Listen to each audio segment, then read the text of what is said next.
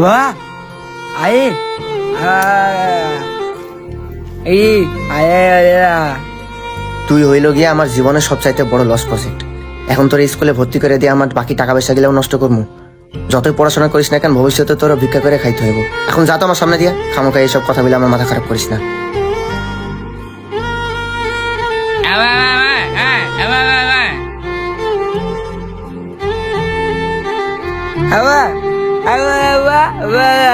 হ্যাঁ বেটা, এটা কি কি কস না কস বুঝা যায় না। এই ওর আঙ্গুল গানে কাটা রে, এই জানতো না।